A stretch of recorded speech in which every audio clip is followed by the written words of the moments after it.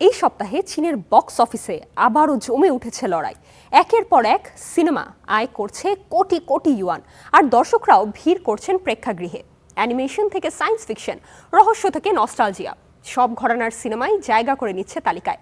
Box office ব্যারোমিটারের আজকের আয়োজনে জেনে নেব চীনের বক্স অফিসে শীর্ষ 4 সিনেমা কোনগুলো।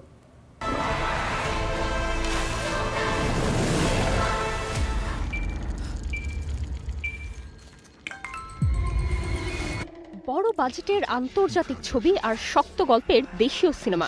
চীনের সিনেমা বাজারে চলছে দুটোরই লড়াই। আয় ছাড়িয়েছে শত কোটি ইউয়ান, তৈরি হয়েছে নতুন রেকর্ড। দর্শকের আগ্রহ আর মুখে মুখে প্রশংসাই এখন নির্ধারণ করছে সাফল্যের মানদণ্ড।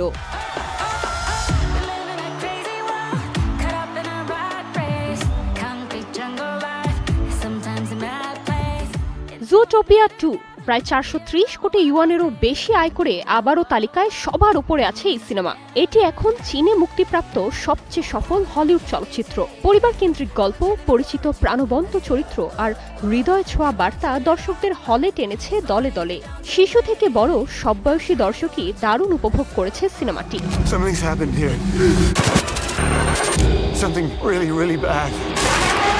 রিটার্ন টু সাইলেন্ট হিল নতুন রিলিজ এই হরর ফ্যান্টাসি থ্রিলারও রয়েছে শক্ত অবস্থানে। প্রথম সপ্তাহতেই ভালো ডেবিউ আয় করেছে প্রায় 12 মিলিয়ন ইউয়ান। টান গল্প আর অপ্রত্যাশিত মোড়ের কারণে হরর ভক্তদের কাছে বেশ জনপ্রিয়তা পেয়েছে সিনেমাটি। মুখে মুখে প্রশংসা ছড়িয়ে পড়ায় আয়ও বেড়েছে।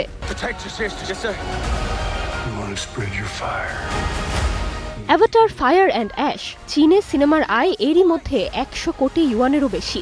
বিশাল বাজেট, অসাধারণ দৃশ্যপট আর চোখ ধাঁধানো ভিজুয়াল এফেক্ট মুগ্ধ করেছে দর্শকদের। গল্পের গতি ধীর হলেও বড় পর্দায় এর অভিজ্ঞতা আলাদা এক মাত্রার, আর এই কারণেই দর্শকরা ভিড় করছেন হলে।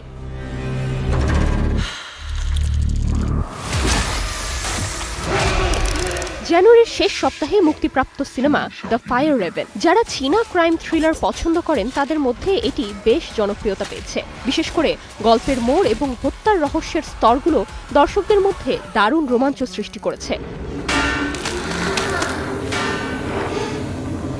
সব মিলিয়ে বলা যায় চীনের বক্স অফিসে এখন বহুমাত্রিক স্বাদ। হাসি, আবেগ, ভিজুয়ালের জাদু আর রহস্যের মিশেল। সামনে আসছে আরও বড় মুক্তি, তাই এই লড়াই আরও জমবে বলেই আশা করা হচ্ছে। দেখা যাক আগামী সপ্তাহে তালিকায় নতুন চমক আসে কিনা।